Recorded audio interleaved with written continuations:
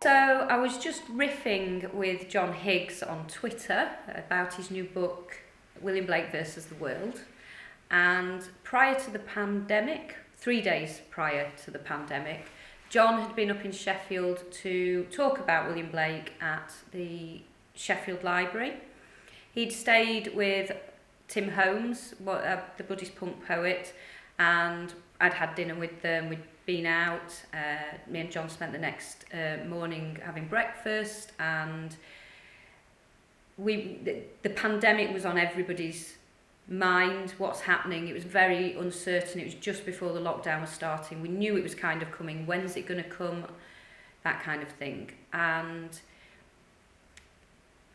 we were in another lockdown as well when his next book came out. So I'd suggested maybe he came back to Sheffield to conclude and cap the ends of the pandemic, to close it off, so to speak, by his presence in Sheffield before and after.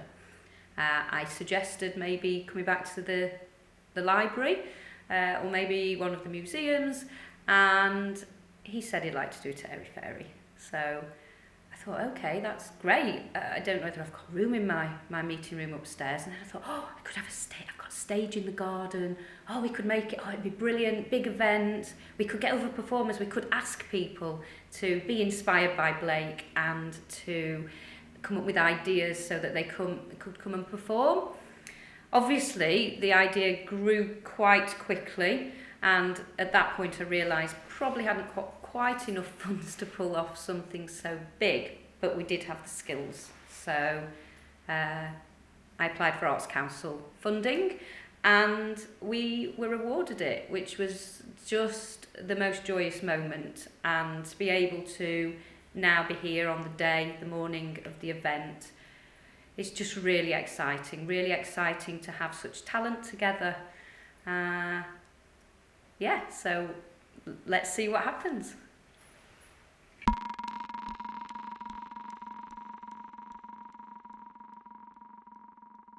Well, it certainly got me to know William Blake's work more, as did John's book, by reading it. I've really pushed myself in areas of production that I'd not previously been involved in my other projects. I've been more involved in a creative process and putting together groups of people and programming, and more on the design side. This time I've been really involved in the sound aspect in a film. I mean, I'm a film producer now, so that's quite exciting, and I'm really looking forward to seeing where that goes. And I'm now just really looking forward to experiencing the day, and I'm feeling like inspiration bubbling up in me for the next thing. I think we've already got an idea for turning the poetry competition entrance into a book. I think it's been a really amazing process, and been really nice to have the opportunity, because of the funding, to have properly paid people, and to actually be able to get people who are really talented in their area, or new talent as well, who've perhaps not been able to showcase their work previously. So I think that's been how the process has affected me.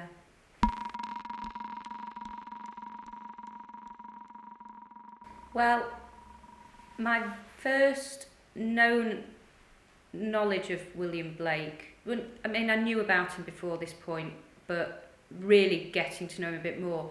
In 1999, when I opened my shop Airy Fairy, which is a gallery and makers emporium, I met an artist from Wirksworth called Evan Rutherford, and he does ceramics, and he used to make plates with excerpts from Songs of Innocence on, and they were just really beautiful. His work's very arts and craftsy, so I kind of think of arts and crafts movement. It's a bit like Blake, because it's got that very DIY practical, there's elements, but obviously it's some time on from Blake's time, the arts and crafts movement. But I just really loved the plates, and it inspired me to read Songs of Innocence. So I suppose that was where my journey with Blake really started.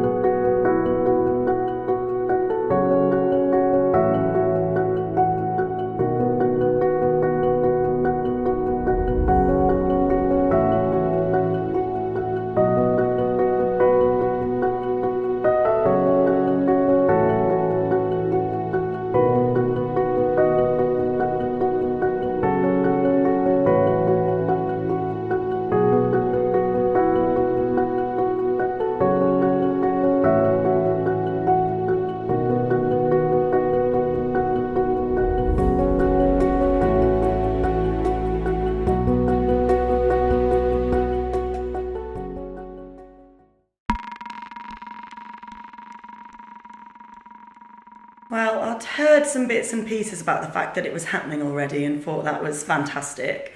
I wasn't necessarily planning on getting involved, partly just because of the distance and with the pandemic and everything.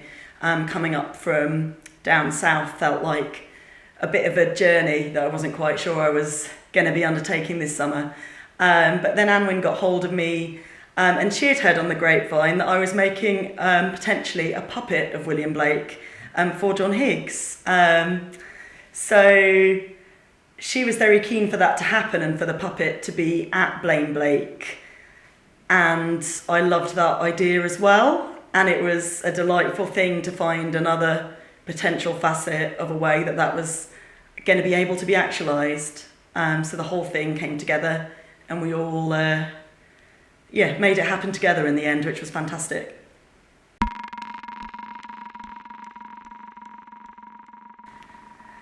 When I make puppets, I've made previous puppets of philosophers and writers and thinkers, and often of people who are now dead, never previously one from a century that I never lived in the way is the case with Blake.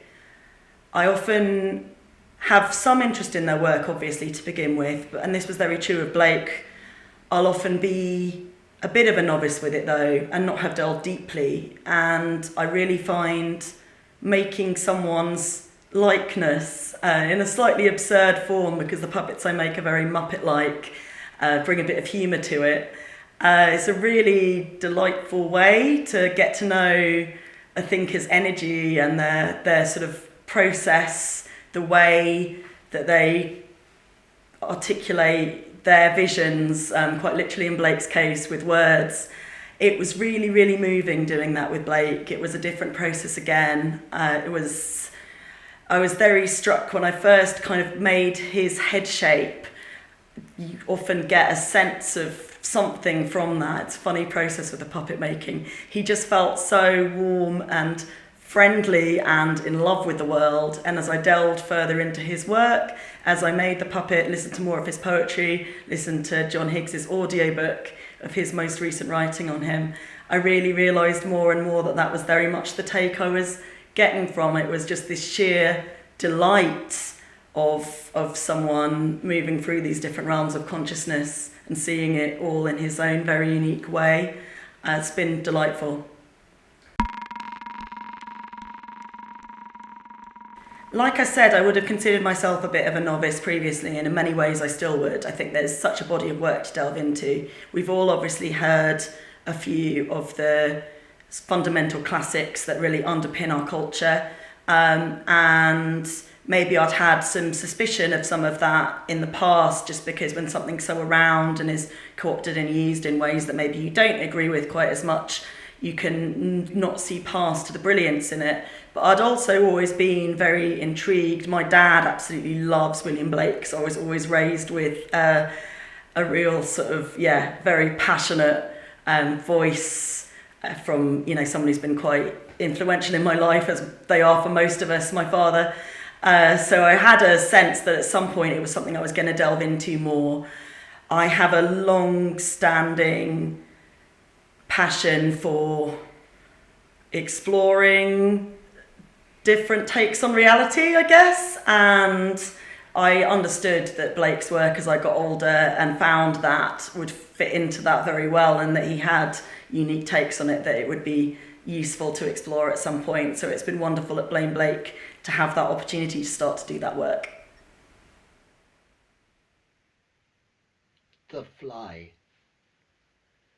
Little fly, thy summer's play my thoughtless hand has brushed away. Am not I a fly like thee?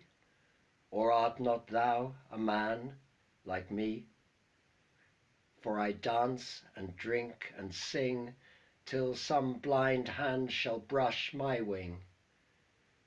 If thought is life and strength and breath, and the want of thought is death, then am I a happy fly, if I live or if I die.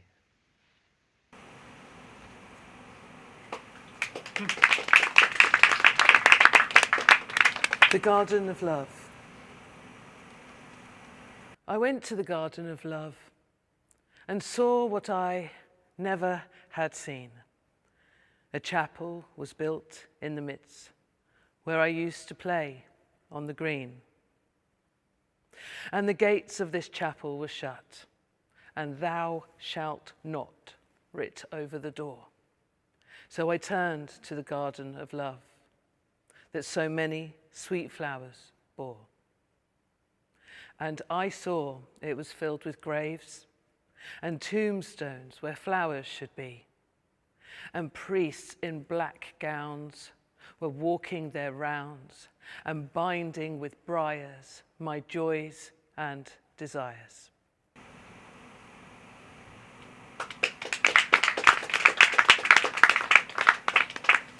I was angry with my friend.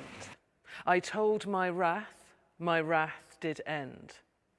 I was angry with my foe. I told it not, my wrath did grow.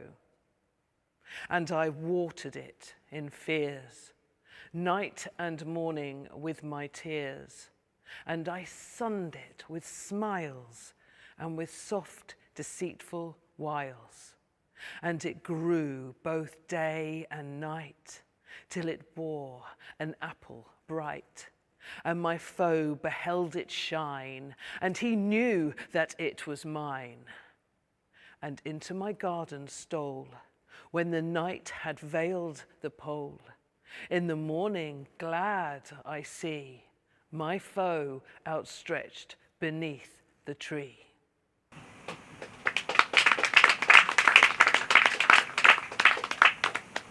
Thank you.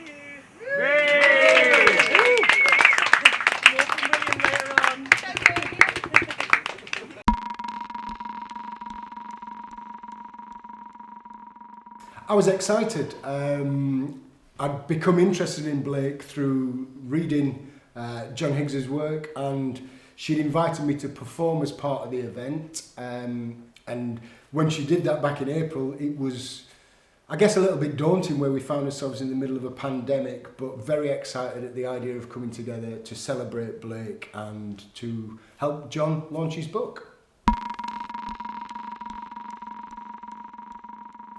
Well, as part of that invitation, Anwen also challenged me to perhaps write a new piece of poetry inspired or in the style of William Blake, which was no small challenge, but it's one that I relished with retrospect, and I'm going to be sharing that piece of work as part of the performance.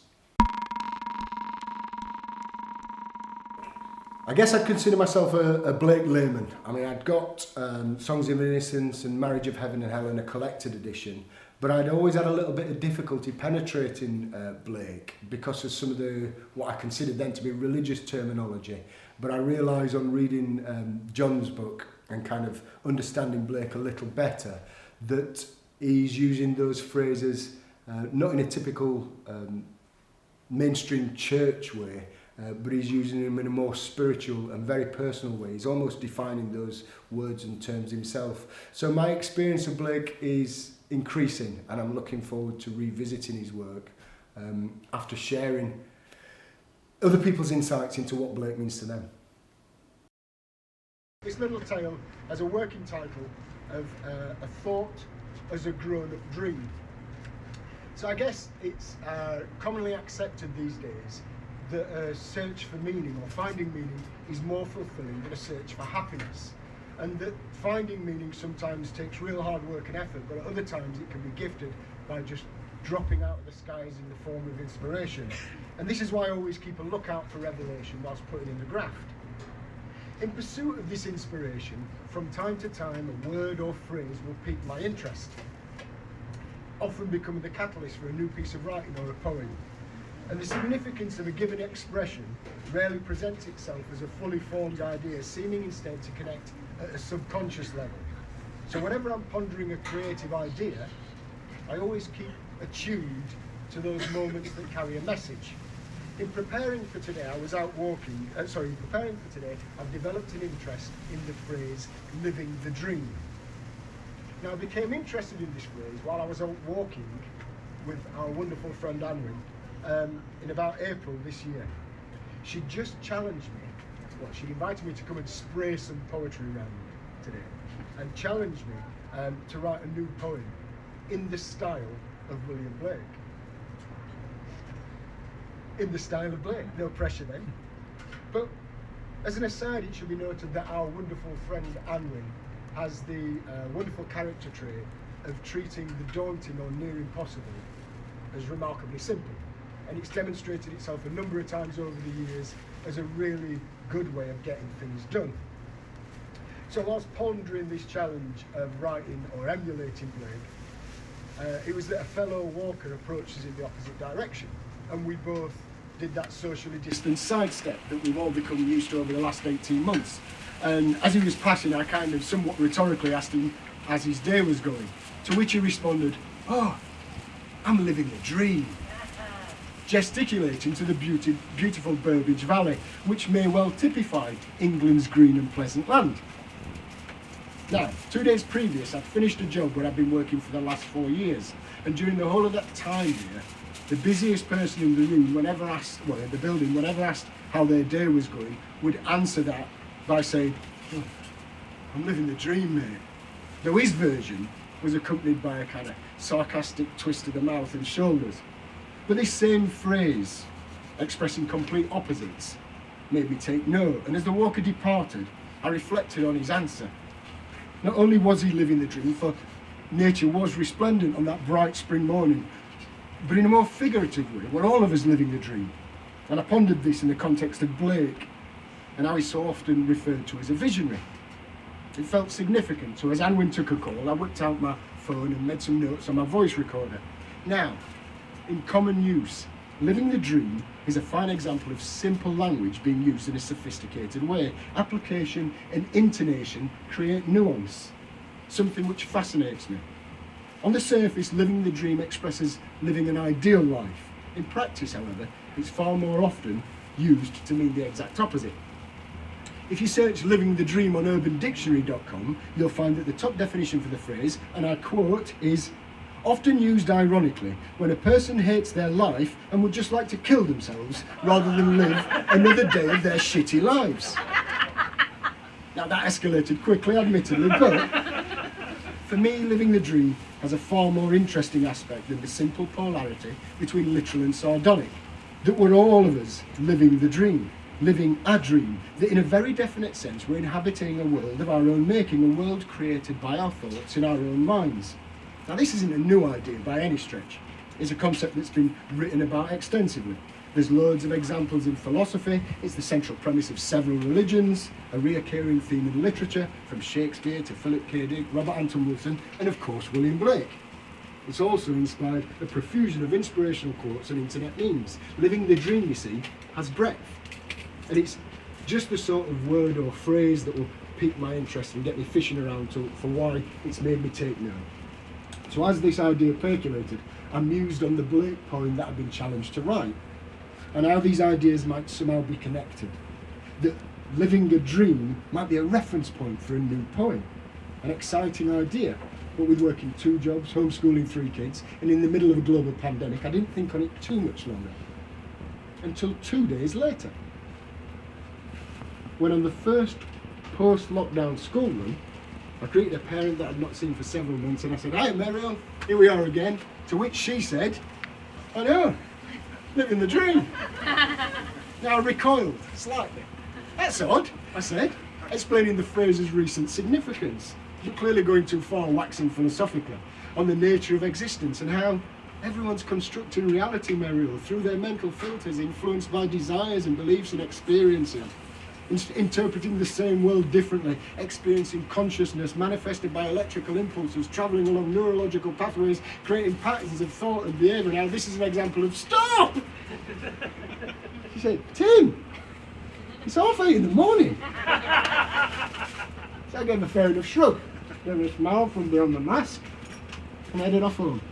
And as I walked up there, I pondered the phrase again, how it spoke of nuance and the power of words, how they pull something out of our deeper subconscious and represent both personal and collective meaning, how they can be simple yet sophisticated, both subtle and complex. Themes which feel evident to me in Blake's work and which I also try to express in my own. I also reflected on synchronicity and how it often provides inspiration, the catalyst not just for creativity, but how we understand our lives, how we find that elusive sense of meaning, or maybe more accurately, how it finds us. A sense of meaning more important than happiness, which sometimes demands effort, but is occasionally gifted by simply paying attention. So on arriving home, I pulled out this book. You'll notice me being a Yorkshireman. This is the Dover Thrift edition of Innocence and Experience, Songs of Innocence, Songs of Experience. And I pulled out the book determined to find some sort of inspiration and a connection between my thoughts about Blake and this idea of living a dream. And as I opened the book, a piece of paper fell out, marking a page. And on that piece of paper, there was a picture and a few words. Now it's no surprise to the people that recognise this, that's tucked into a book on William Blake. I would have known some time ago that John Higgs. John, would you just give us a quick explanation of what that is? That's the wondrous Albion round. It's the one symbol of Britain which the far right refused to adopt and ruin for everyone else. No, thank you. And it says on the back of this, the words, it says Brexit, main fault line between pro-doom and pro-hope, between those who want a better system and those who want the system to stay the same as it works for them. Now, you'll recognise those words, you wrote them, I'm kind of paraphrasing, but I was using that. That came from John Higgs's octannual newsletter, which if you're not signed up to it, do so. It turns out I am fluffy, as it turns out. If you're not signed up to it, do so. I'm sure most people are here. But that came out in John Higgs's Summer Solstice 2019 newsletter. And I was using it as a time to introduce a poem that I've written about wonderism. I'm sure everybody knows about wonderism here, if not, just a little brief excerpt. Wonderism is the opposite of terrorism. This is my riff on it. Wonderists spread feelings of love and hope through kindness and enthusiasm. Wonderists use art and creativity to soothe and inspire. There's a lot of people riffed on this. Our good friend Cat Vincent kind of introduced the idea, and John took it and it evolved somewhat. You might argue that Blake was a wonderist. I don't know, that's a conversation maybe for a different time. But what I was more interested in is the place that this page marked. So, Songs of Innocence, Songs of Experience, collected together in 1794, juxtaposing childhood innocence in the pastoral world with the corruption and repression of the grown-up adult world. Blake often uses animals and creatures to represent the human experience. The lamb, for example, in Songs of Innocence, representing meekness and virtue. and the tiger who burns so brightly, the opposing darker forces in Songs of Experience. The collection explores two different perspectives of the same world. I'm guessing there's some people know this, this collection of works, but anybody like to hazard a guess as to what the poem was that it was? John, do you have a guess? It's a dream. A dream. So that kind of... Now, Blake's A Dream. Once a dream did weave a shade o'er my angel-guarded bed, that an emmet lost its way, where on grass methought I lay, troubled, wildered, and forlorn, dark, benighted, travel-worn, over many a tangled spray, all heart-broke, I heard her say, "Oh, my children, do they cry? Do they hear their fathers sigh? Now they look abroad to see, and now return and weep for me." Pitying, I dropped a tear, but I saw a glowworm near, who replied, "What wailing wight calls the watchman of the night? I am set to light the ground while the beetle goes his round. Follow now the beetle's hum, little wanderer, hie thee home." So that's Blake's A Dream. Now, there it was, I guess, a connection. William Blake, John Higgs, and these thoughts about living a dream. Now, whatever your thoughts on synchronicity, it seemed clear to me that I'd been led to Blake's dream by a series of events. So I read that poem anew, and I appreciated its themes of innocence and interconnection, how the ant needs the glowworm's help and the beetle's guidance, but mostly it needs the narrator's empathy. I thought about how these ideas relate to our reality tunnels and how we often cause ourselves such distress, inflating and conflating issues. How our hidden personal thoughts are the elephant in any given room.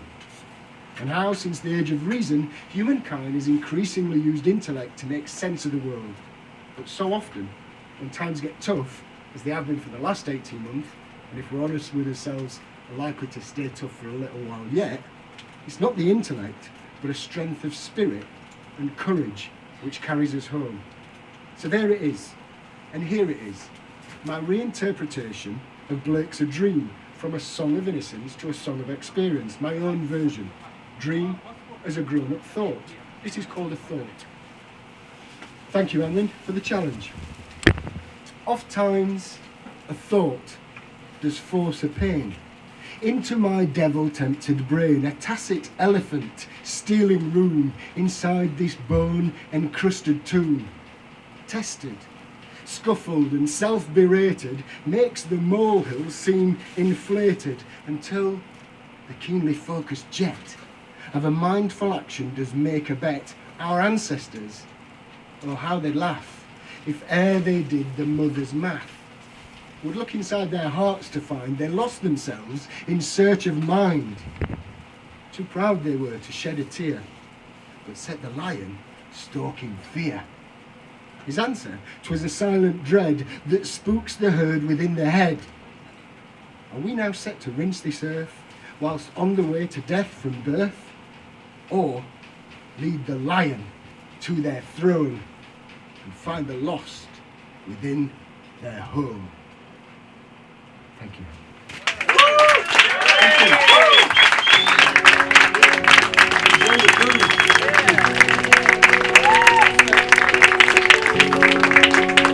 Fantastic, thank you, Tim.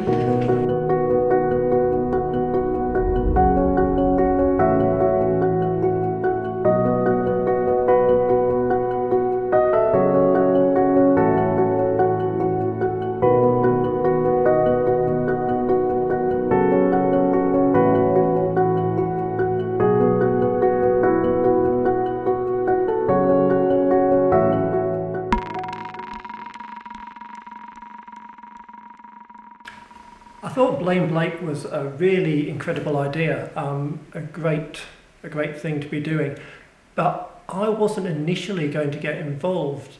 I think partly because I think of myself as a writer more than a performer, and I thought there were so many incredible performers who were going to get involved, who were going to pitch for it, and I was right in that there are a lot of incredible performers that I'm looking forward to seeing, but Anne Wynne is very persuasive, And so eventually I gave in and agreed to come up and read some poems and write some new pieces, especially for the event as well. So it's a great honour to be involved, and I'm really looking forward to it.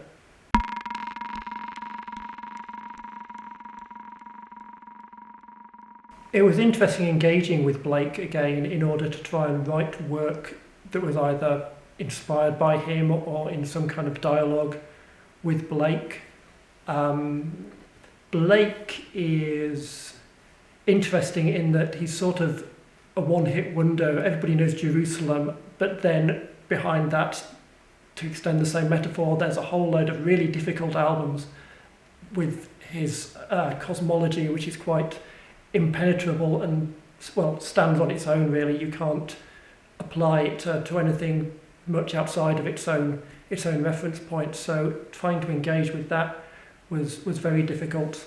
I think Blake also, I came to the conclusion that with some of his work, it can be quite dangerous because something like Jerusalem, not wanting to reduce him down to just that, but it's almost like a call to arms, stand up and fight for the cause without being very specific as to what the cause is. So in that sense, it can be dangerous in the wrong hands, and I think I've tried to engage with all that a little bit in the work that I've written. I'm a long-term fan. For me, William Blake is the quintessential English psychedelic revolutionary outsider DIY artist. That's kind of my take on Blake, with his self-publishing, doing his own art, his own writing, producing himself, and being completely outside of the establishment. He's a forefather of the punk DIY spirit. Also the fact I got into him through both studying the Romantic poet at school, but also independently being into the beat writers, Allen Ginsberg in particular, and discovering that they held in such high esteem this English poet from the 18th century. And of course, that inspired the English pseudo-beat writers with anthologies like Children of Albion, put together by the late Michael Horowitz. And then you get into psychedelic music like The Doors, and you find out so many of their lines and riffs come from Blake. So he just seems like an Omphalos. All roads lead back to Blake, in my opinion. Call me Bramwell Blake, I'm to my mother tied. I heard the angels speak, but I believed they lied. I go home with nothing, go to bed intact. I came so close to giving something that nobody lacked. They call me Bramwell Blake, and I don't understand why I was born with words written in my hands. I've got all of these visions, but I can't see why all of the angels keep on bothering me. Call me Bramwell Blake, I'm on a losing streak. You know I lost my soul out on the blasted heath. For I was born delivered, but I was twice delayed. So I scorned deliverance with the money I made. I thought I'd stop at nothing, thought I was going insane. I thought the passing of life seemed like a crazy game. They call me Bramwell Blake, and I don't understand why I was born with words burning in my hands. And I'm the great pretender, and I'm almost grown. I paint return to sender because there's nobody home. So cast out Bramwell Blake, I never want to repent. I never tired of sinning till the sinning was spent. And do you call this sinning? Well, I never took heed. I never turned the cheek. I saw my angels bleed. I saw my golden city, it was a city of glass. It was my own reflection that I tried to smash. And when they laid me down, when I was speaking in tongues, I didn't break their chains, I didn't right their wrongs. They call me Bramwell Blake, but I don't understand why I've got this blood running through my hands. I was a priest of sinning, but my sight was blind. I never saw the rose, I forged them in my mind. They say I'm Bramwell Blake, and I'm a holy fool. I never thought or dreamed I had so much to lose. They say I'm Bramwell Blake, and I'll be true to that. And if you give me this, I'll never take it back. Between the heaven and earth, between the stormy seas, you call me Bramwell Blake, why did you do this to me?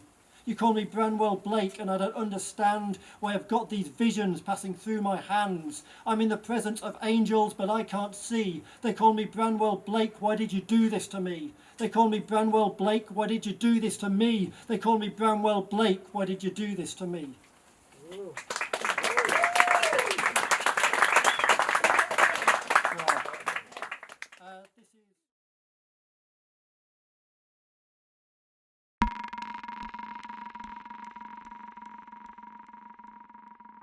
I thought, this is great. Blake holds together so many things to my mind. He's sort of the centre of so many things.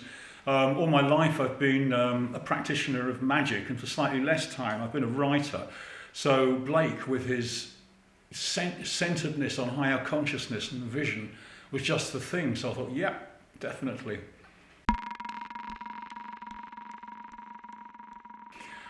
I have written my first ever performance poem.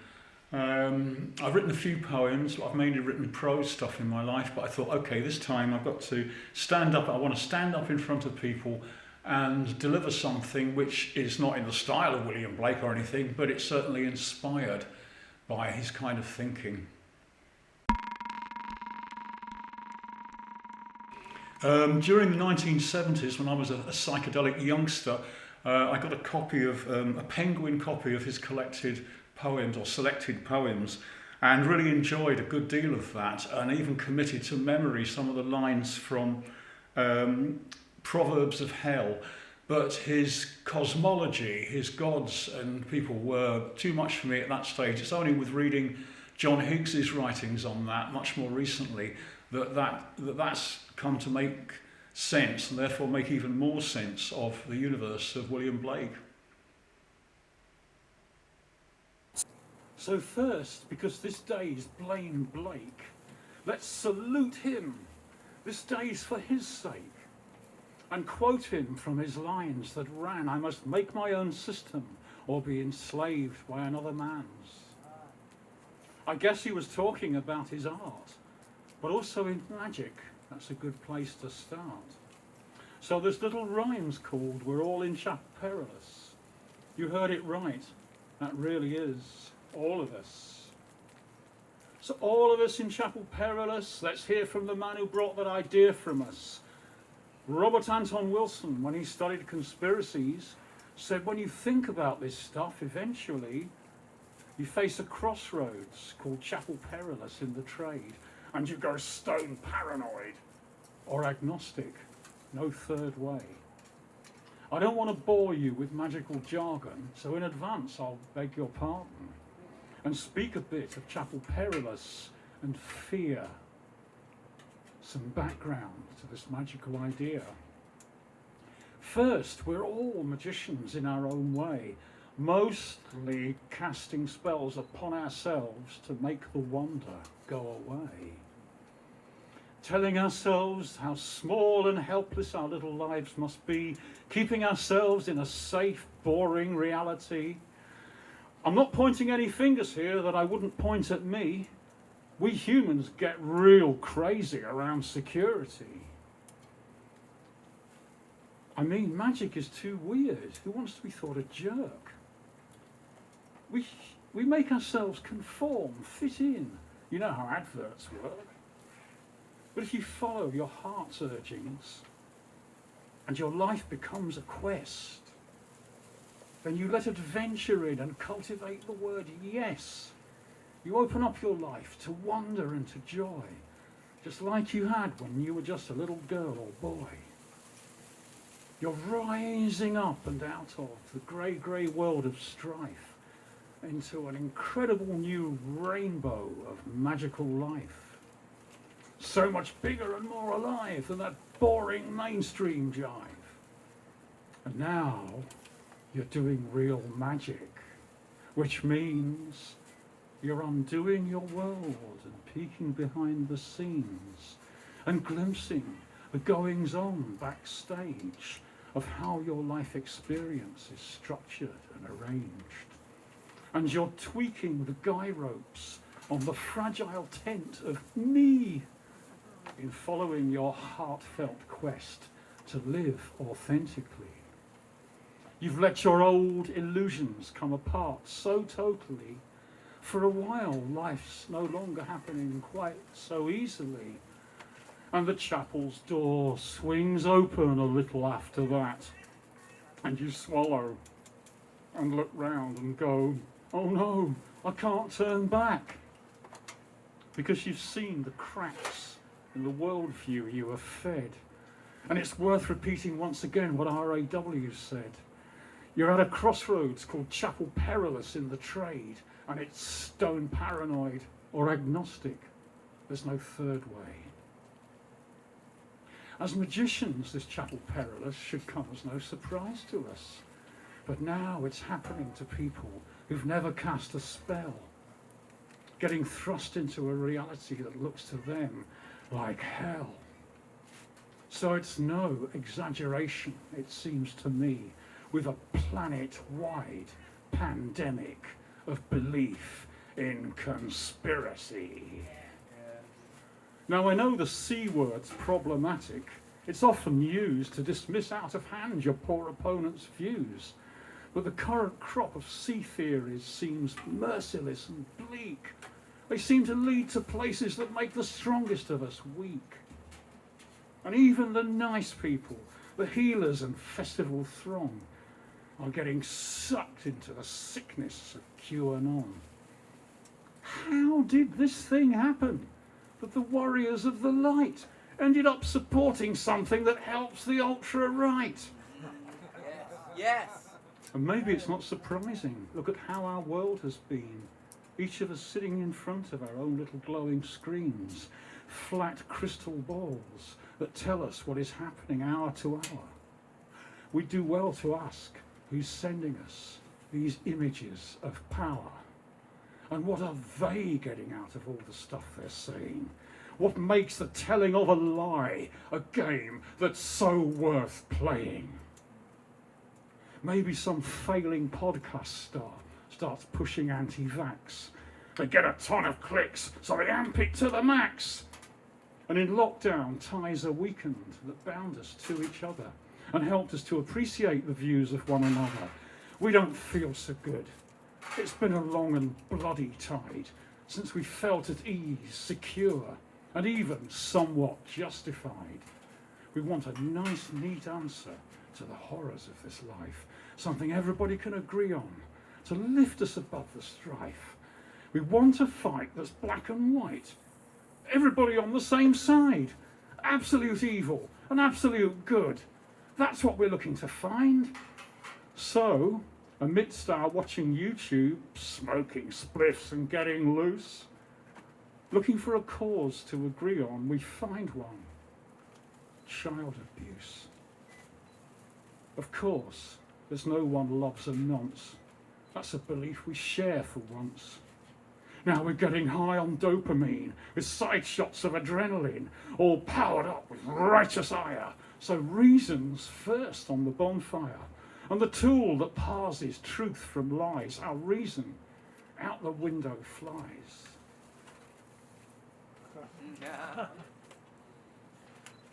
And we watch a vid by QAnon, and even though it's mostly lies, it makes us feel so good again to know we're on the true right side. And in our thousands do we flock to join this sick delusion. And we're lost in Chapel Perilous. We're drowning in confusion. This isn't good, this plague of lies. How can we defeat it? Let's look around and find something that'll help us all to beat it. So check out how the bookshelves in Airy Fairy look. Anwin says they're selling far more magic books. And on my favourite magic teams, they're queuing up to join, it seems. So it's not all terrible doom and gloom. Magic's having a bit of a boom. So let's take heart and do it soon. Let's strengthen ourselves and get immune. Let's build our psychic immune systems. Psychic hygiene for resistance. And practice skepticism too, so nasty ideas can't get through. Let's all curate reality. It's our responsibility. Don't be like David Icke, talking bollocks for dollars. What's he like? Yes. He might be a laugh on a rainy afternoon, but he's not someone you want calling your tune. And check your news intake. Be careful lest you get caught up in learned helplessness. That's no way to live your life in mainstream culture. Nihilism's rife. So I won't be someone else's fool. Such sad credulity's not cool, because we really don't know much for sure. It's far healthier to stay unsure and not get stuck in one belief, so BS won't bring us to grief. We're all in chapel perilous, so let's have a caring thought for us. Let's help each other stay aware as part of what we do to care. Please check this out. A booklet, free, from the Arts Lab's page on old FB. It's just a few words. You can get it from that link. Make up your own mind. You know how to think. And coming back to the matter of hats, you see what I mean about the importance of that? I'm putting my tinfoil hat away because I'm agnostic, not a fool today.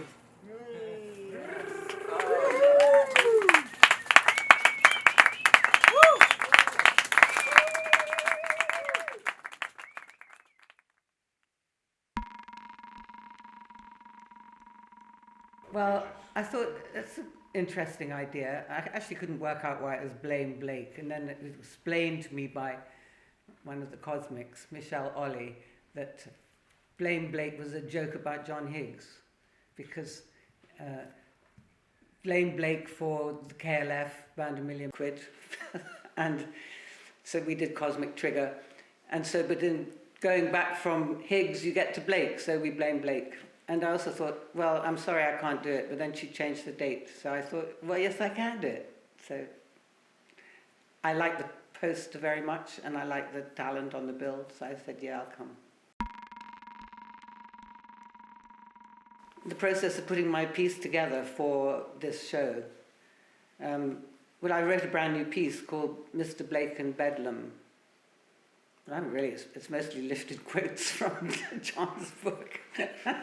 But I've got some great costumes, and I have been working on it. I do tabletop theatres, so I'm glad to add Blake to the list of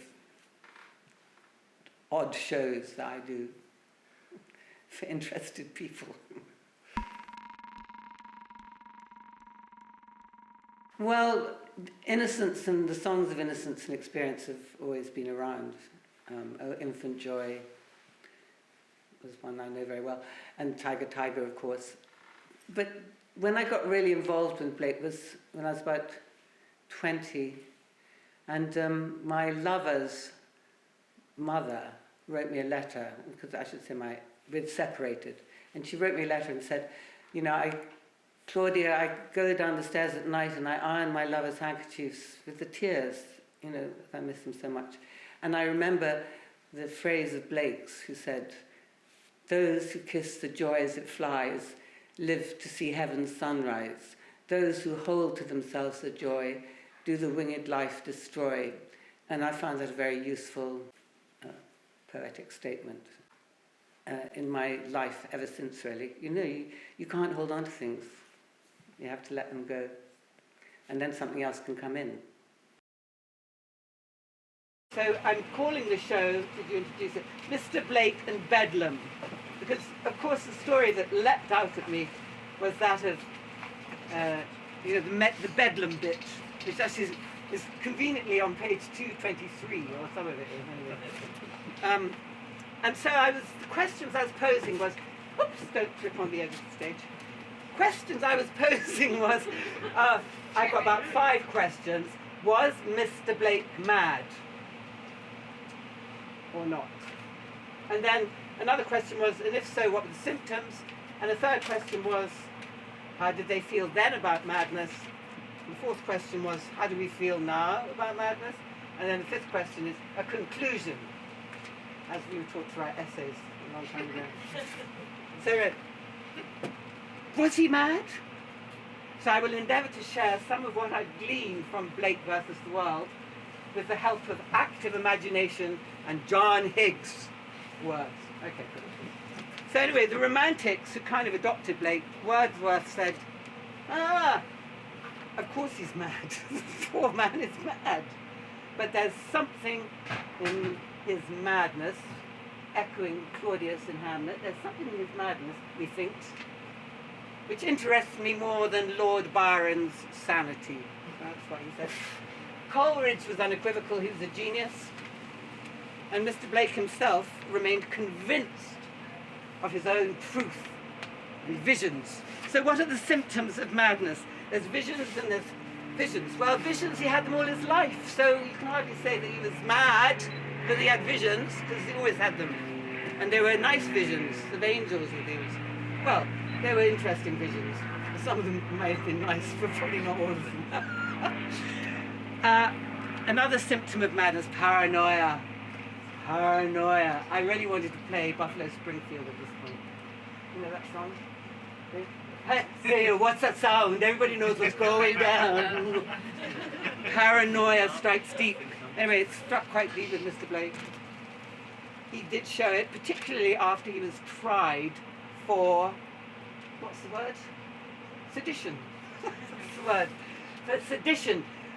On the evidence, on the witnessing of this soldier called Schofield. This is when he was living in the country, I can't remember where. Felpham. It's so handy having you here. Anyway, and so Schofield accused Blake of committing sedition because he was saying bad things about the king, the mad king. I mean, you know, poor people of this time, they had a mad monarch apart from anything else. And so that was in 1803. The trial wasn't till 1805, and so for all that time period, I think he was probably under a lot of stress, and so does John. Gilchrist wrote, Blake used to declare the government or some high person, knowing him to have been sent the soldier to entrap him, which we must take the liberty of regarding as a purely visionary notion. That's what Gilchrist said. Anyway, so that's the end of that page. Don't worry, I'm not going to do all the pages. So the third sort of madness is delusions, a sense of genius misunderstood. But before we go there, I would like us to go to Bedlam. How did they feel about madness? The king was often mad.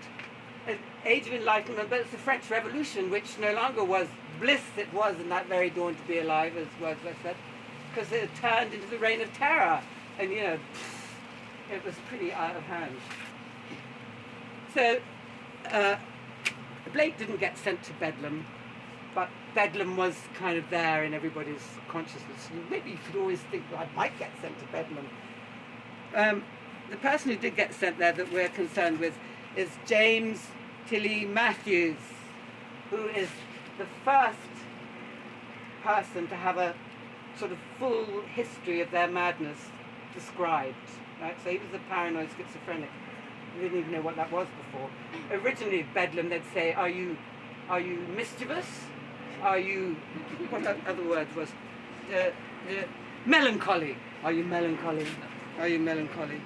Or are you raving? If you're raving, they definitely locked you up. They didn't do much else in Bedlam.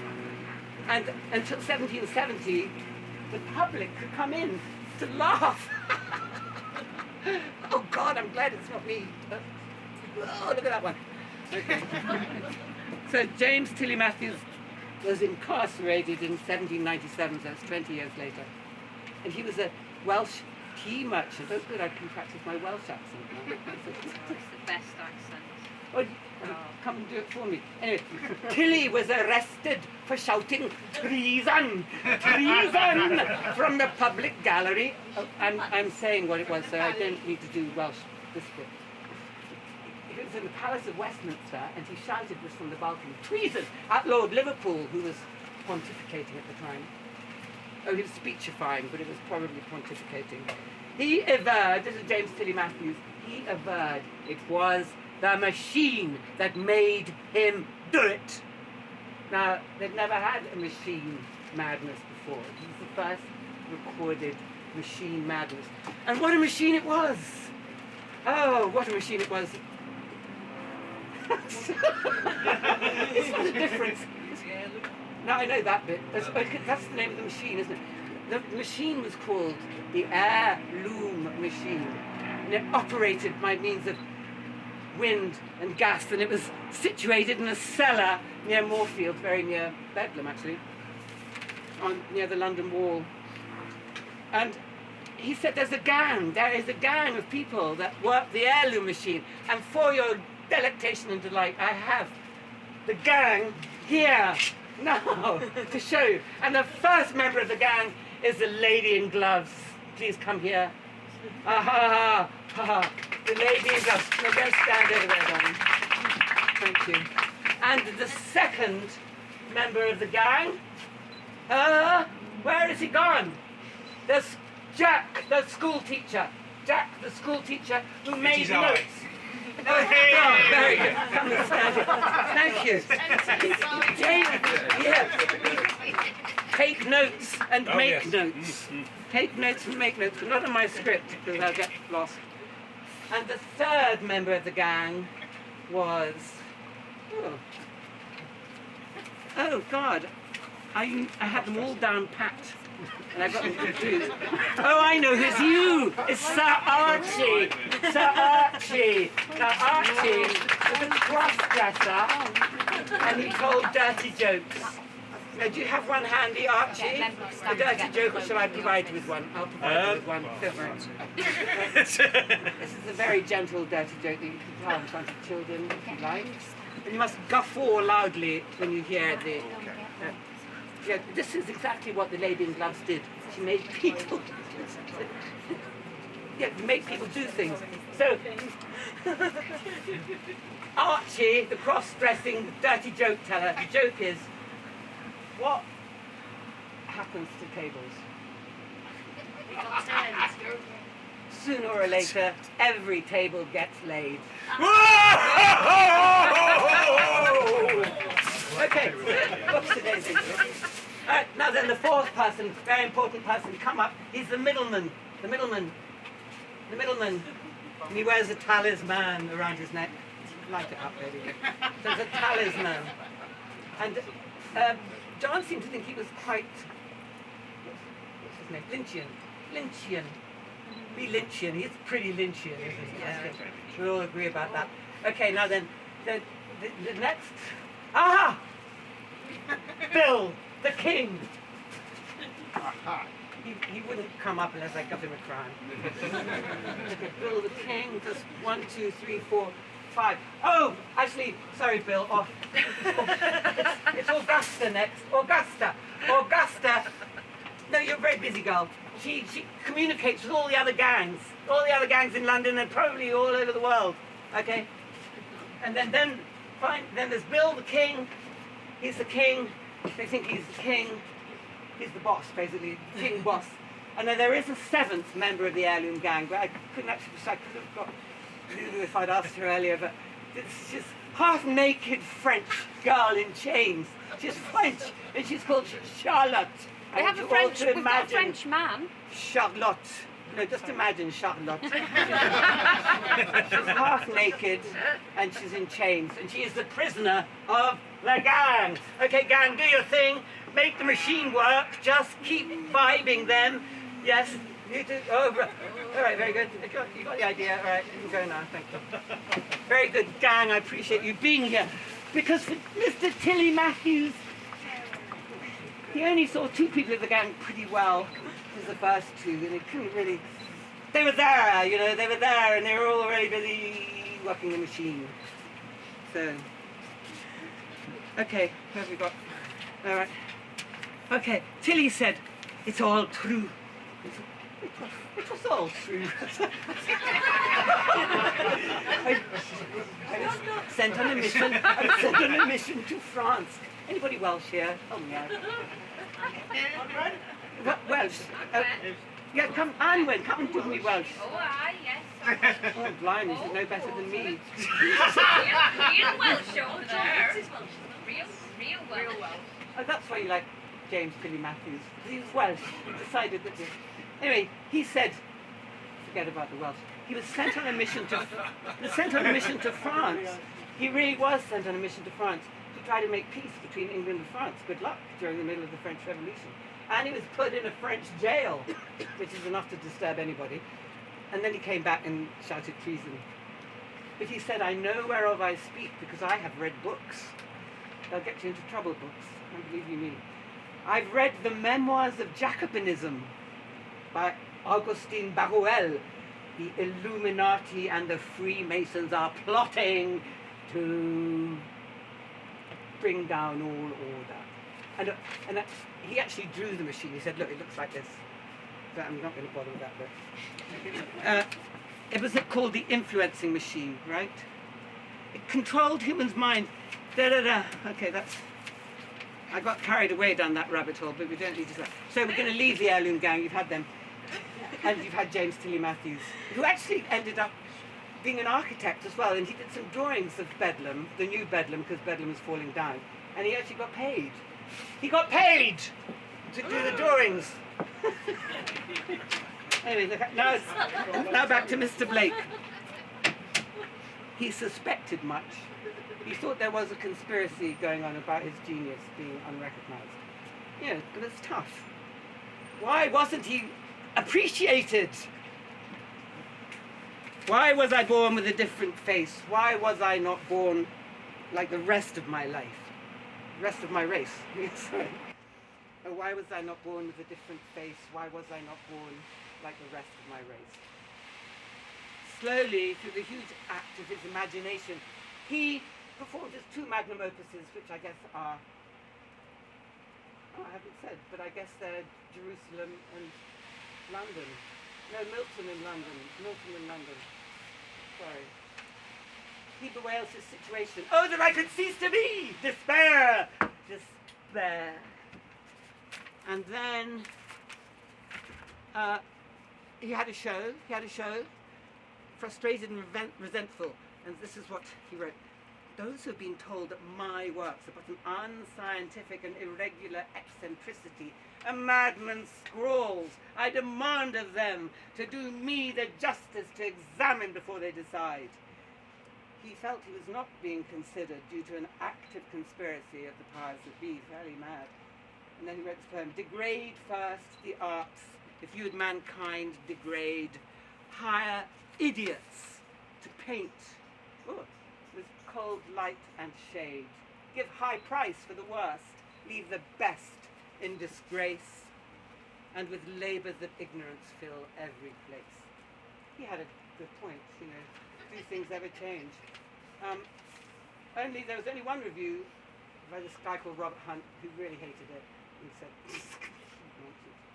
a farrago of nonsense, unintelligibleness, and egregious vanity, the wild effusions of a distempered brain. But, and this is the point John makes, and I think it's probably very valid, is that he rescued himself from his own demons by writing these major works, which can be understood. He always said he wrote for the future. Anyway, so how do we feel now? So this is a bit I quite enjoy.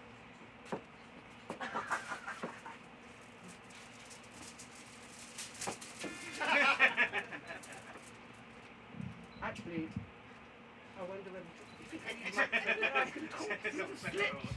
I can talk through the slips. So, I mean, you know, there's lots of...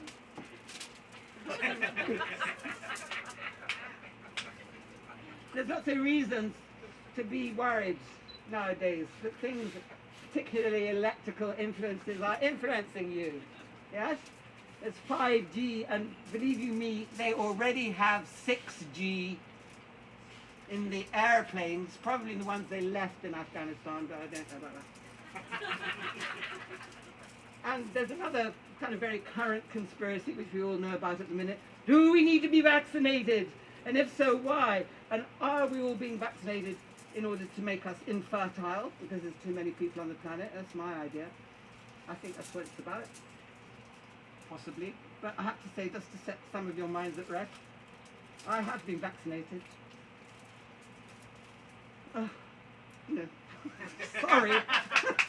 I have several friends who haven't, but I haven't been seeing them recently. Okay, now look, for the last minute of my show, for the last 2 minutes of my show, I'm going to take the box off my head to cramp my style. But, you know, Faraday cage, imagine it. So now I would like a bit of audience participation. I'd actually like you all to shut your eyes and count to 10 backwards. You can start now. 8, 7, 6, 5, 4, and again, 3, and again. 2, 1, 10, 9, 8, 7, 6, 5,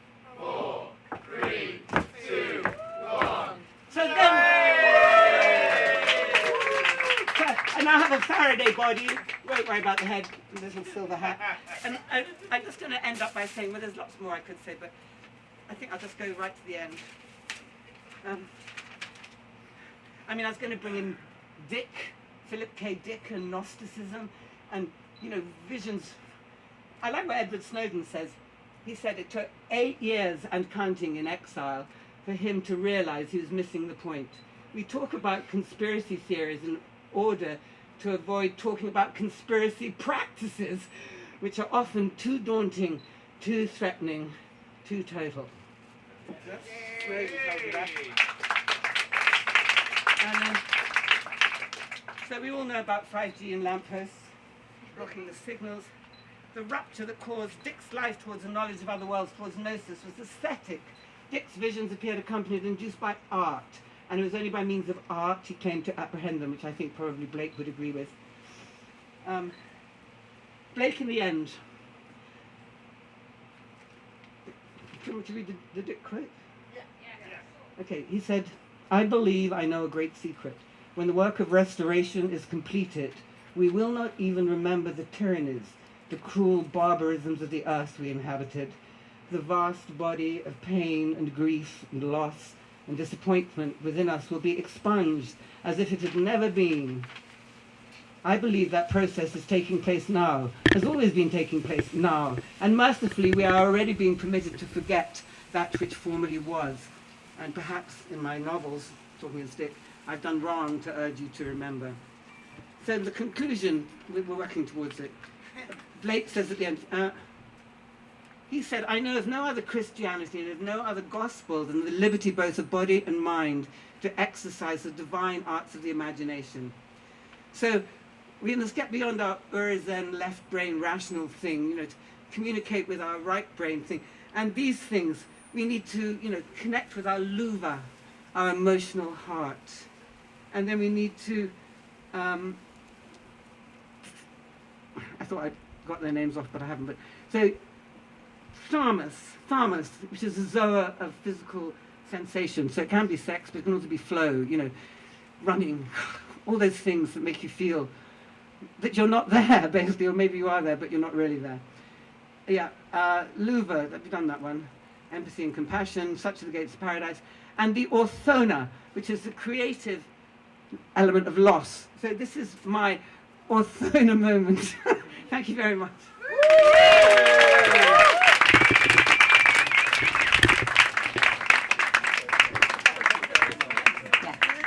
Thank you, Claudia. That's exceptional.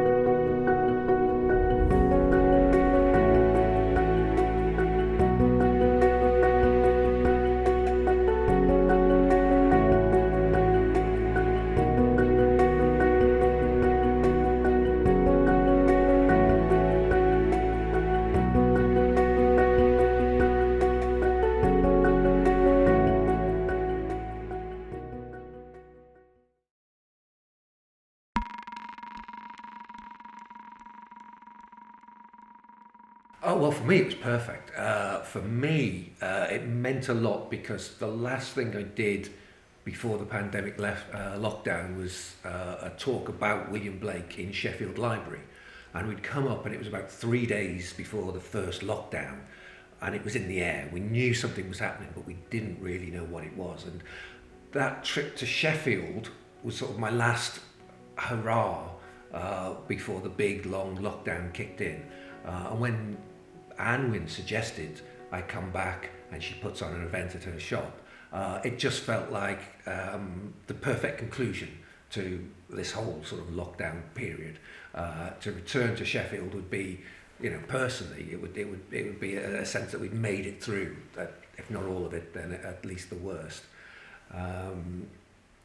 Yeah, and it was perfect also because when my book William Blake versus the World came out, we couldn't do a book launch for it in the normal sense, and so we did what we could with a virtual online thing, and we did it with the British Library and a guy called John Fawcett at the British Library.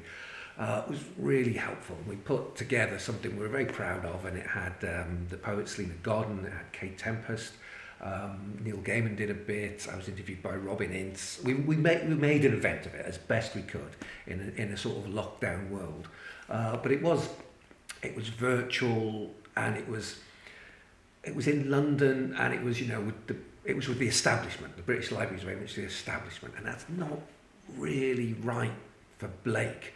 So the idea to sort of also have an event which is much more about going back, you know, taking Blake back to the people where he belongs, and much more of a grassroots sort of thing, and much more people sort of coming together. It was exactly what was needed. It was the perfect sort of counterpoint to the thing we did. So, you know, I couldn't be happier. I think this is just great.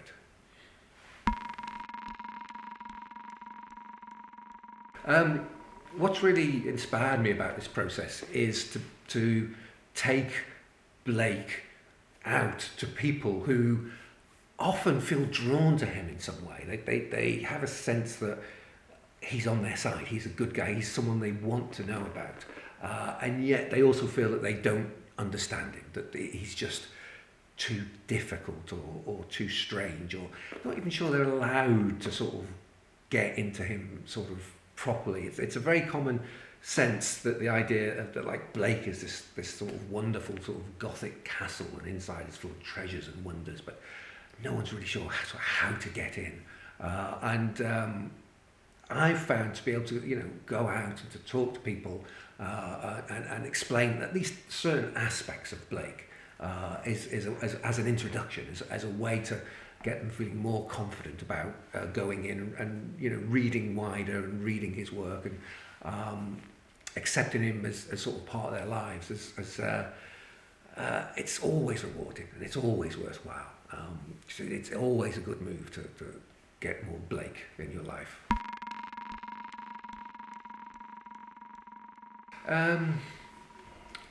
Blake's always been there, really. He's always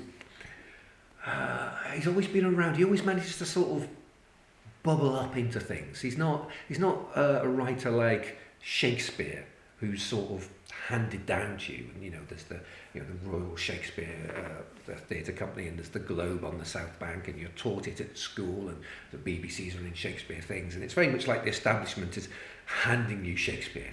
Blake's not like that at all. He comes up through the cracks in the pavements almost. You find him in like video games and graffiti, a lot of graffiti, or comics and music, and he just finds a way to sort of creep into the culture and to attract your attention. But I always think I've just wanted to spend that time getting into his mind and trying to understand his perspective and understand his worldview and understand what it was he was trying to tell us. Because the thing with Blake is he's very much desperately trying to explain something very important to us, and we just, you know, need to do him the honour of listening.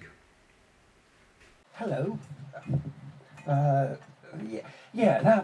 blame Blake thing, that blame Higgs thing, these are all Anwin's plans to not take any credit for all the stuff she does, for being such a catalyst, for being such a grafter, for being such a centre of a community, for building things for everybody else. She just doesn't want to take the credit at all. But I think deep down in our hearts, we all know that it's thanks to Anwin that we're all here.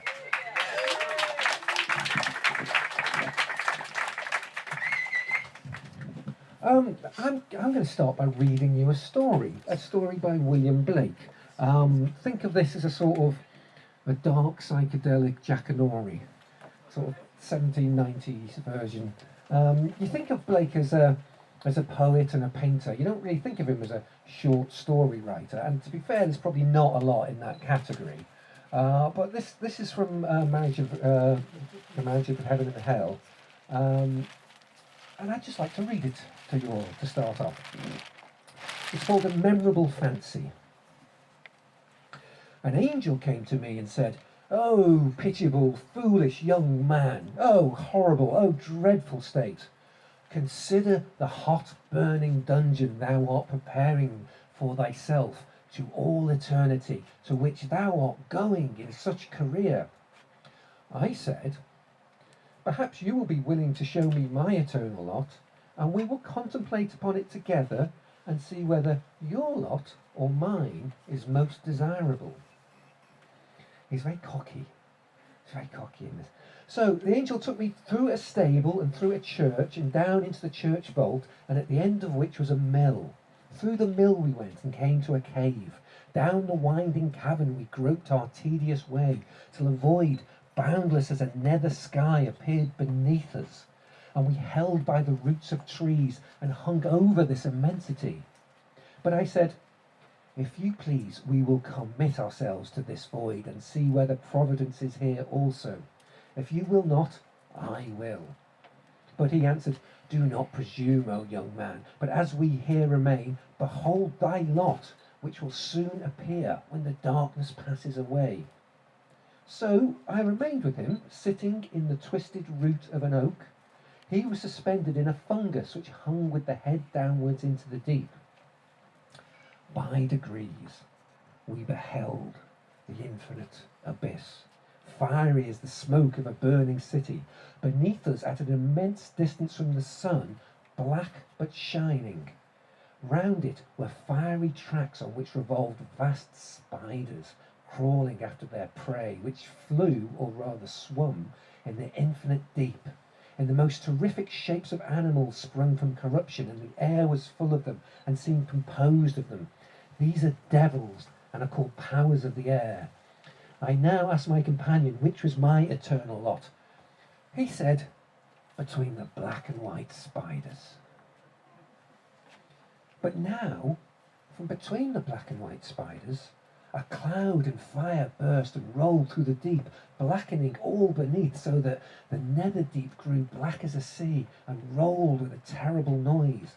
Beneath us was nothing now to be seen but a black tempest, till, looking east between the clouds and the waves, we saw a cataract of blood mixed with fire, and not many stones' throw from us appeared and sunk again the scaly fold of a monstrous serpent. At last, to the east, distant about 3 degrees, appeared a fiery crest above the waves. Slowly it reared like a ridge of golden rocks till we discovered 2 globes of crimson fire, from which the sea fled away in clouds of smoke. And now we saw it was the head of Leviathan. His forehead was divided into streaks of purple and green, like those on a tiger's forehead. Soon we saw his mouth and red gills hang just above the raging foam, tinging the black deeps with beams of blood, advancing towards us with all the fury of a spiritual existence. My friend the angel climbed up from his station into the mill.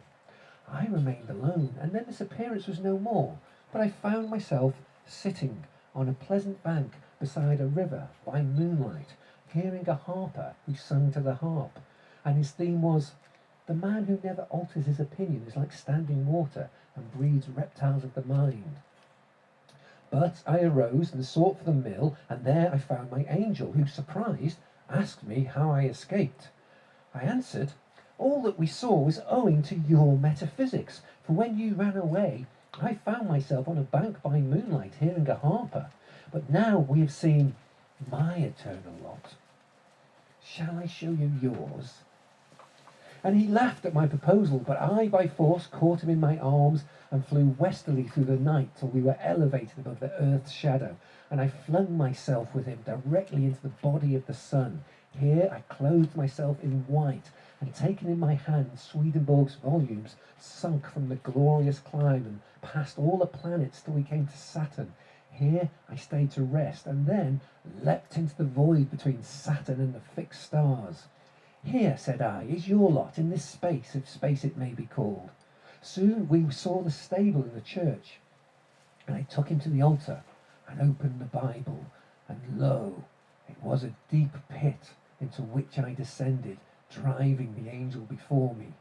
Soon we saw 7 houses of brick, one we entered. In it were a number of monkeys, baboons, and all of that species, chained by the middle, grinning and snatching at one another, but withheld by the shortness of their chains. This is my absolute favourite description of the inside of a Bible, by the way. However, I saw that they sometimes grew numerous, and then the weak were caught by the strong, and with a grinning aspect, first coupled with and then devoured by plucking off first one limb and then another, till the body was left a helpless trunk. This, after grinning and kissing it with seeming fondness, they devoured too. And here and there I saw one savourily picking the flesh off his own tail.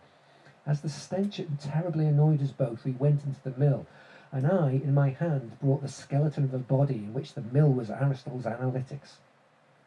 So the angel said, Thy fantasy has imposed upon me, and thou oughtest be ashamed. And I answered, We impose on one another, but it is but lost time to converse with you, whose works are only analytics. Opposition is true friendship. And I kind of thought that'd be an interesting one to read, because you kind of get the impression with Blake that he was well into angels, I mean, I can't see slides. A few people may be able to see a few images I have on this laptop. There's just some beautiful artworks, and his depictions of angels can just be really sort of moving in their beauty. They're just so ethereal and graceful, and at the same time just the composition so eternal and fixed like architecture.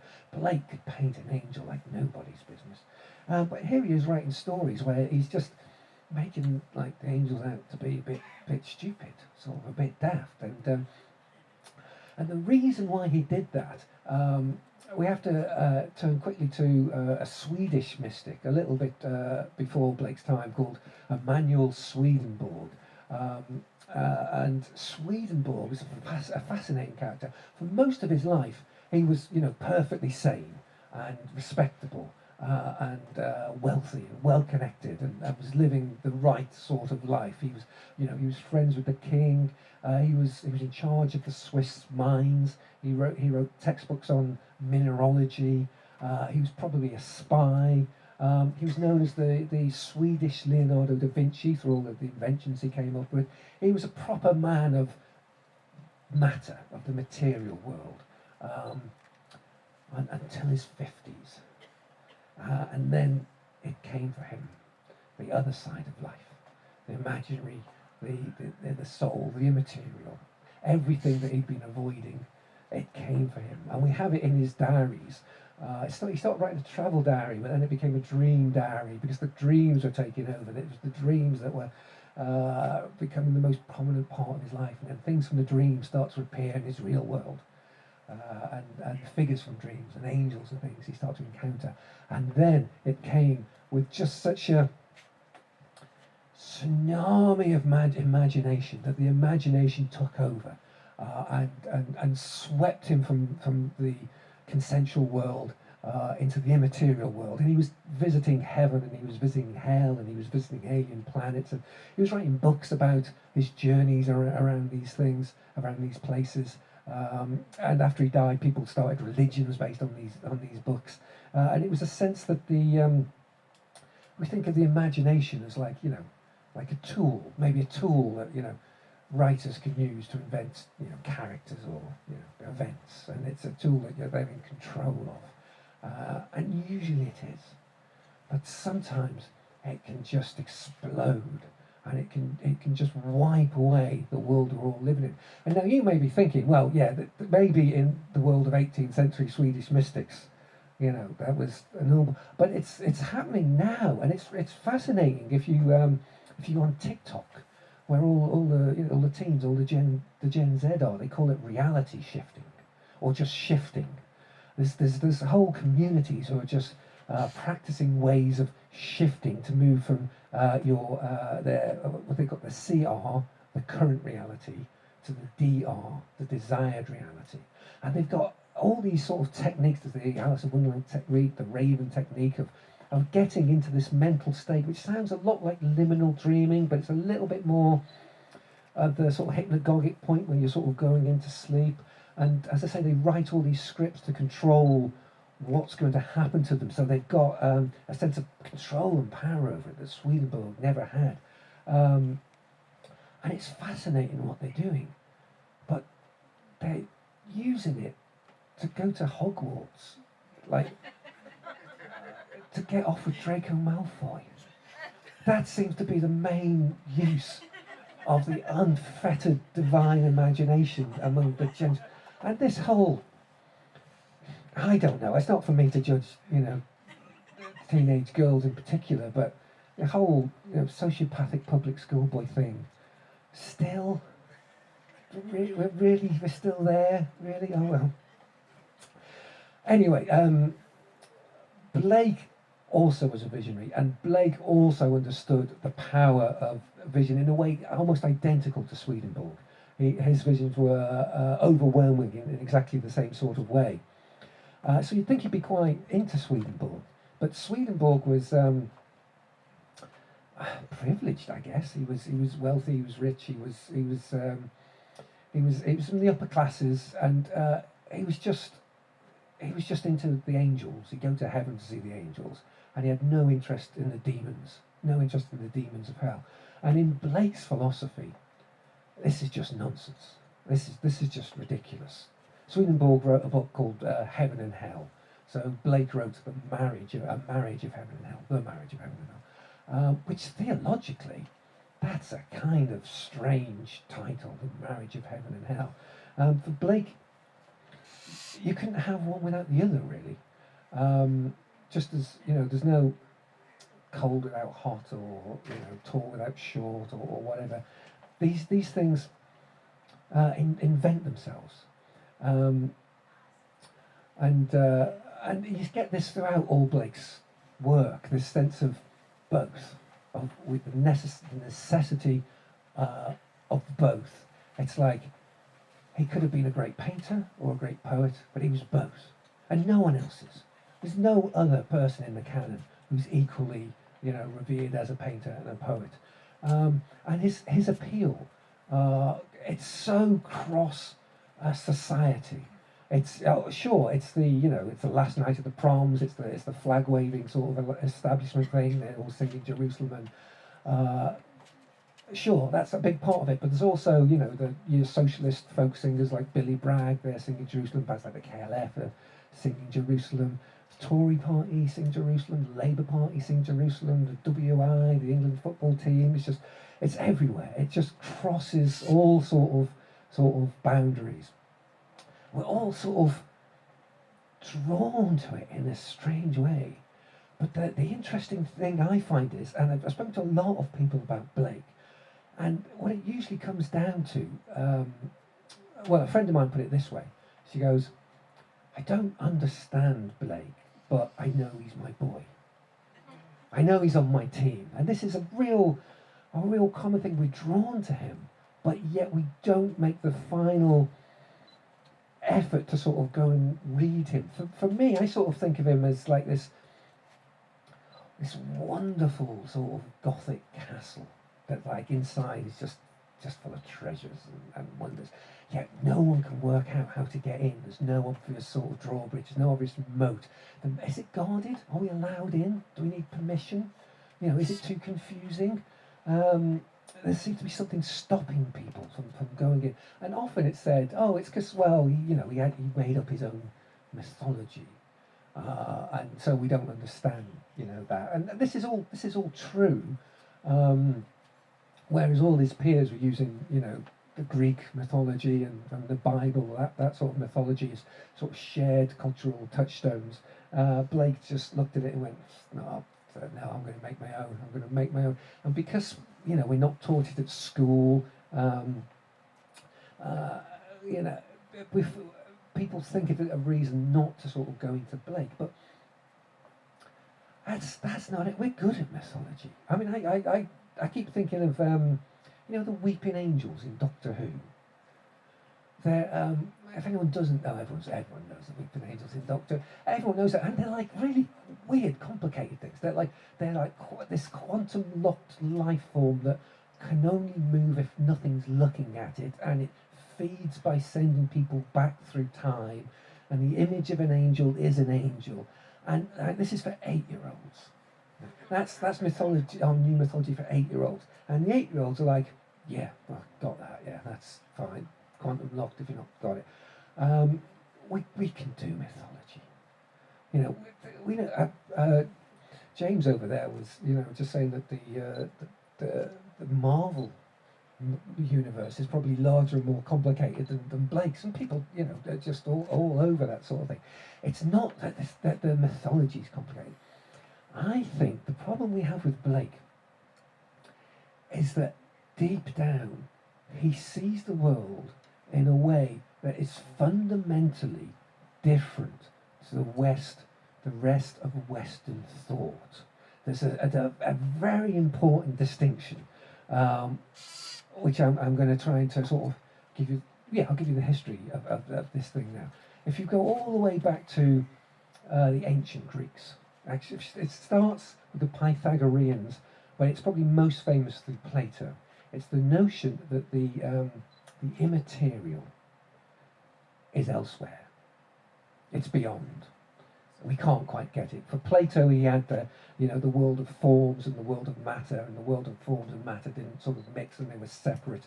And you know, for the idea of if a chair has to exist in this world, first must be the idea of a chair, but the idea of a chair isn't here. It's in some strange immaterial realm that's sort of miles away. And I think, if my memory's right, Aristotle went, yeah, that's bollocks, and slightly moved on. But then came the Christian church, and the Christian church were all over this idea, because it gave them a way to get the God of Israel and make it this universal thing. It gave them a way to make a universal church by separating mind from matter, body from soul, the two separate things. And so this is what we're taught, and it's, you know, the monasteries, all this early scripting, all the writing that gave way to universities, which were based on, you know, Greek thought and Christian thought. So buried in the heart, really in the foundations of how we understand the world, is the notion that the immaterial and the material are separate and far apart. And Blake just went, yeah, that's bollocks. That's just not the case at all. As he put it, man forgot that all deities reside in the human breast. He's basically saying that heaven and hell and God and angels and demon, they're all part of us. They're internal, they're inside us. And a good way, I think, of explaining this is the concept of hell. You know, we're all probably fairly secular 21st century people. We're probably, you know, not the most atheistic group that there are, but we're sort of brought up, probably rejected the sense of religion we were sort of given at school, where the notion was there was this place. There was a place called hell, and it was somewhere, and it wasn't here, but you could be sent there. Most people just don't really believe that. But we've all known someone who at some point in their life has been living in hell. And we probably all feel deep down that to deny that is wrong. It's absolutely wrong. It's absolutely valid, the experience that people have. And when you think of things like hell as being internal states, possibly populated, it makes a lot of what Blake says sort of spring to life. Towards the end of his life in particular, he would talk a lot about living in paradise. Blake was living in paradise. And that's a sort of that's a concept that is largely missing from most of our culture, the fact that you could be living in paradise. But if people could be living in hell, they could certainly be living in culture. There's a lovely story. Blake, as an old man, met this little girl, 6-year-old girl, and he said to her, "I hope one day you'll be as happy as I am."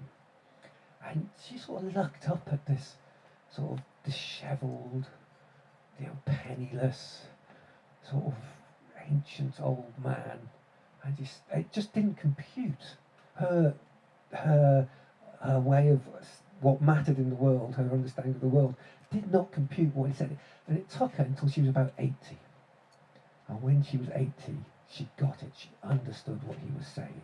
She realised that, yes, Blake had been living in paradise, and it was a thing that could sort of happen to all of us. And it's not a case when he's talking about things like this that he's sort of just saying, oh, well, let's pretend that, everything's nice. He's not sort of like putting his head in the sand and declaring that, oh, this is heaven and I'll ignore all the sort of horrible things. You don't get that in Blake at all. You look at his work, his concern for, the poor, the suffering, his concern for injustice, his stuff about, child chimney sweeps. He's angry. He's furious. He's very politically involved. He's very much aware of injustice. That does not mean that he could not experience a life of bliss at the same time. For Blake, the thing and how you experience it are always two different things. A fool sees not the same tree that a wise man sees, is another thing he said. Public William Blake put it brilliantly earlier when he was reading a letter out. This fantastic letter where he's just sort of saying that a tree that moves some to tears of joy is for others just a green thing that stands in the way. As a man is, so he sees. And it's an idea that I've been writing about in so many of my books, but either from Robert Anton Wilson or from Timothy Leary, I hadn't sort of realised that it traces back so perfectly, to William Blake. It's very, very clear in Blake. And it's useful for thinking of a lot of his characters. I'm thinking of I can't really show you the slides here, but there's a superb painting, The Ancient of Days. Does everyone, people know the ancient? It looks like God. Looks like God. He's got the long beard. It's blowing in this sort of. He's in this strange formless void. There's this little divine light behind him, but he can't see it. He's sort of leaning out of this light. The winds in this strange formless void are whipping his hair and his beard sideways, and he's sort of leaning down with this compass to sort of construct the material world, the sort of the logical, rational, finite material world. And it looks so much like God. This is a character in Blake's mythology called Urizen. And Urizen is also kind of the rational part of our minds. It's the part of our brain that's constructed a mental model of the world. And an interesting way of thinking about this is to think about how a child develops, basically, from a baby. Because when we're born, we're pretty much a blank slate. There's a few things we can do. We can suckle and we can grasp if we're falling. And there's a few things we do when we're born, but most of it is just blank. And the baby's just got all this sort of stimulus from its senses sort of streaming in, and it knows no idea what they are or what it means or anything like that. And then the first thing it kind of works out is dark and light. That's the first thing a baby works out. And so if you've got a newborn putting in like a checkerboard pattern, they're really sort of drawn to it. They don't understand colour. They've got no concept of colour at this sort of point, but they get dark and light, and They get things like hungry and not hungry, hot and cold, and they just this strange, overwhelming chaos of stimulus gets sort of divided into these opposites and labelled, and the world becomes defined by these sort of these sort of pairs. And this is exactly what happens in the book of Genesis, and that there's this strange, formless void of chaos, and then God comes along and he goes, well, that can be day and that can be night, and that can be sea and that can be land, and he's just sort of dividing sort of things up, and he ain't creating anything. He's labelling things. He's rationalising things. He's forming a mental model. But the thing is, we then confuse that mental model with the reality, and we forget the extent to which we're sort of living in that sort of mental model. There's another superb painting I hope you've seen, because I'd love to be able to show you, of Newton by William Blake. It's exactly the same thing. It's the great scientist. He looks like he's underwater on like some coral reef or something like that, except he's dry, and he's got this parchment and this paper which is dry. So he's in this sort of weird, sort of formless, extraordinary place, but he can't see it because he's so focused on his little compass, and he's drawing this circle, and all he can see is this rational, finite, limited, definite world that he's creating. That's all he can see. He doesn't know what's around him. He's blind to it all. And this is so central in Blake's mythology, that the blindness of the rational part, who could only see what it's creating, blinds us to what's behind it. There's a superb painting called, it's got many names, Glad Day, Albion Rose. It's basically a naked man going, I'm hoping you know the one, because if you do, you'll know the sort of vitality and the joy of it. And there's also this glorious light behind him, just like Urizen, except Urizen's blind to the light behind him. Albion in this place is just reveling in it. He's just inspired by it. It's just blissful for him. And the character of Albion is a fascinating one in Blake's work, because partly because it means everything. That painting of that man, on one level it's Albion, on the other level it's our country, on another level it's Blake, on another level it's you. It's like all of us. It's like humanity as it's supposed to be. It's a white male, but he means everyone. He means everyone. It was the 1790s. The identity politics wasn't quite there.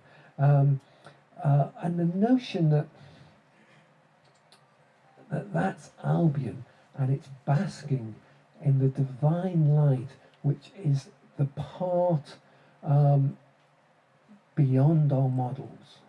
It's the bit we can't quite explain because it's beyond our models, but it's the bit that drives us. It's the bit that makes life worthwhile. It's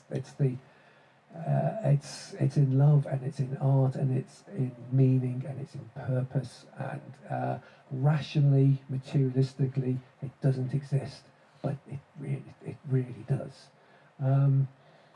This vision of Albion bathing in it, in this painting, seems important to me, and I only realised why earlier when I was talking to Jamie Dodds over there. It's because our sense of identity on this island, the story of Britain, of being British, is always told about power. It's a story of power. It might be like kings, symbolic power of kings. It might be military power, like Waterloo or something like that. It might be the East India Company and wealth and things like that. But our history is just the story of power, and that means nothing to me. I just can't relate to that in any way, shape or form. That's just not my story. It's just nothing. It's irrelevant to me. And I think that's the case for a lot of people. we're sort of given this story of who we are, and you go, it's not me in the slightest. What is all that shit? Whereas there are other ways to tell the story of this country, and I think that one way is in terms of imagination and mythology and creativity, and it's a story that, I don't know, goes from Merlin to like Agatha Christie to like Shakespeare to like Robin Hood to, you know, to like the Beatles. To there's a story there. There's a story that I can identify with, I understand, and that seems to me what Blake is telling us. For me, I get from Blake sees the imagination as the divine aspect of the world. The notion that the rational, finite, limited world is enough. It would just descend into entropy if our understanding of science is right. So if a limited, closed world would just descend into entropy, but something keeps rushing through it, something slightly beyond our models, something that makes it all worthwhile, something that turns us into that character of Albion, who it is feasible can live in paradise and can live. And this is a lot of interesting stuff to get from 200-year-old sort of penniless artist. And I think if we are trying to define who we are and understand who we want to be and what would be worthwhile and the people we should be, and having Blake in our mental toolbox is a fantastic first step. You know, it's utterly necessary. So I mean, I would just encourage everybody just to read William Blake and try and see the world, you know, how he did it, and maybe compare that worldview to any other worldview you may like, and see which is the most useful and is the most valuable. Because, you know, I'm not saying he was right about everything, but my God, the things he was right about are really worth listening to. So I guess that's why, you know, I've been writing about Blake for the past couple of years, and I hope you'll all just bore people shitless about Blake, as I intend to do. If everybody did that, I think it would be very good. Thank you all for listening to me. It's very much.